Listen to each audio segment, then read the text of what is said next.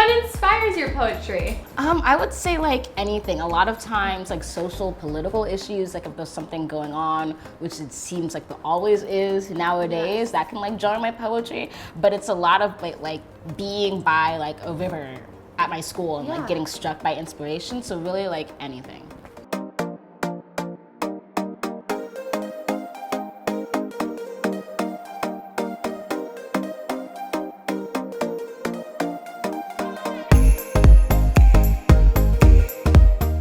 And welcome back to the Paige Show. Today I am joined with special guest, poet Amanda Gorman.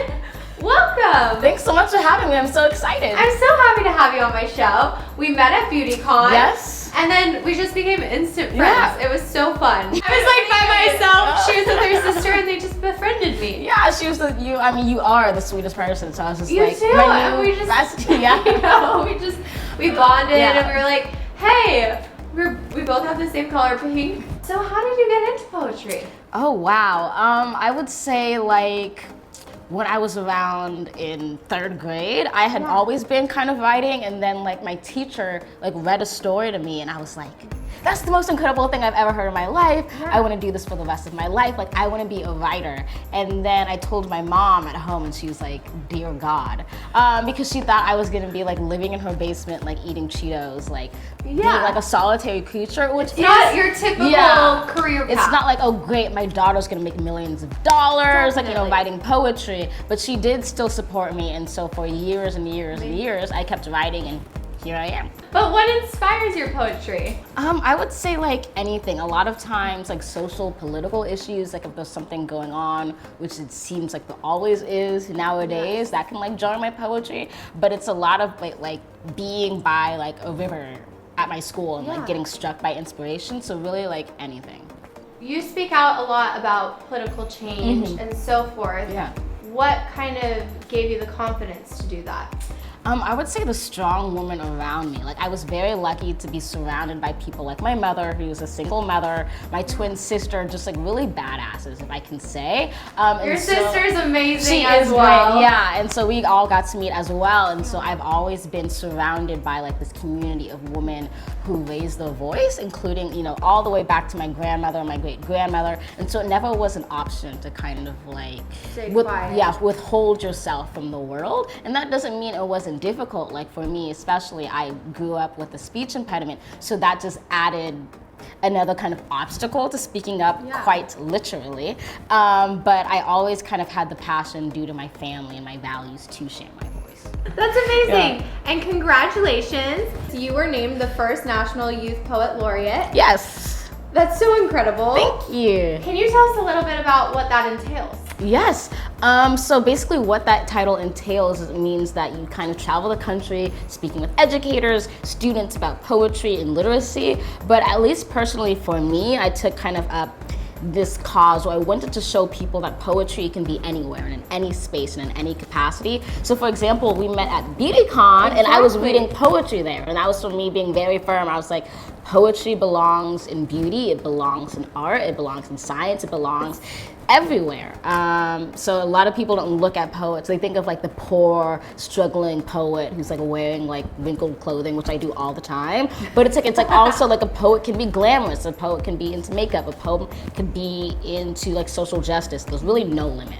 Do you want to play a game? I want to play a game. Okay, so I have Mad Libs. Okay. And we're going to fill it in, and then you're going to read it as oh gosh, this is like improvisational poem writing. Okay, why don't you pick one? Okay.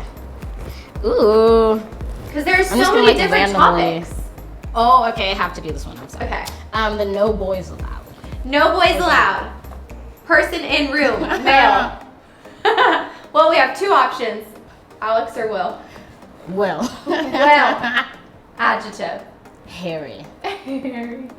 Noun. High heel. I feel like this is like a psychological like experiment to see like what comes to Amanda's brain first. By the end it's really funny and interesting, huh? Because when you're little, it's just like yellow. Yellow, You know? Plural noun. Miniature poodles. Oh my gosh, that's amazing. I was gonna say puppies. That's why psyches intersect dogs. Adjective. Am I coming up with all of these? Yeah. Oh God, okay. Smelly. Smelly. garbage smelling. I'll try to be specific. Like whatever that like Sesame Street character is that like pops out of the The trash Grouch. can. Grouch smell. Wasn't he the name? Wasn't He that was the name my of the Grouch? icon. Was it Grouch? I loved him. I was like, It's yes. funny saying it back now. I loved Elmo. Yeah. Adjective. Tight-lipped. Adjective. Oh my God. Another one. Sparkly. I feel like I'm not. People can be like, is she a poet? Like, what are these words she's coming up with? Part of the body. Pelvis. Plural noun. Cracks. Part of the body, plural. Knees. Plural noun. Flags. This is either gonna be like really patriotic or like really. I have no idea. Are we ready to read this as a poem? Is the real question. Start with the title. No boys allowed. Attention, Will.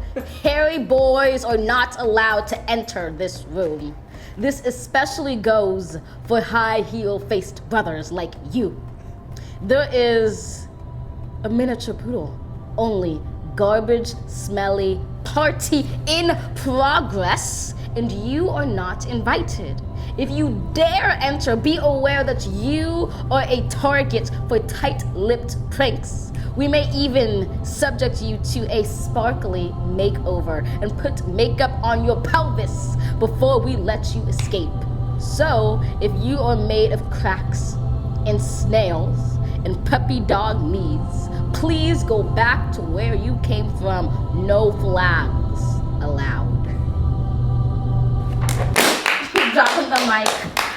That was amazing. That's actually one of my better poems. Laughing so hard.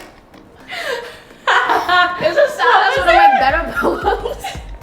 That was so funny. We're gonna put makeup on your pelvis. Yes, which sounds like a threat I would literally do. We will put makeup on your pelvis. And then guys, oh, not the pelvis, no. No. That is Oh my so God. funny. Wow. I'll do more of these. That was fun. That was a good collab poem. Yeah. See, that's like kind of my first poem. There you go. With help of Mad Libs. Oh my gosh. Oh, I'm snapping because poetry snap. I love snaps. Snaps all Because around. when you clap, it's just very. It's just like so loud. But it's like if someone says something you like, whether like women get stuff done, you can be like, Yes, Yes, girl, all yes. that. Yes. The sass. Yes, all the sass. Love it, love it, love it. I want to talk to you about education. Okay. You go to Harvard. Yes. So, what year are you going to be there? I'm going into my junior year this fall. And what are you majoring in? Is there like a poetry major? There's like an English major. Okay, And you can like okay.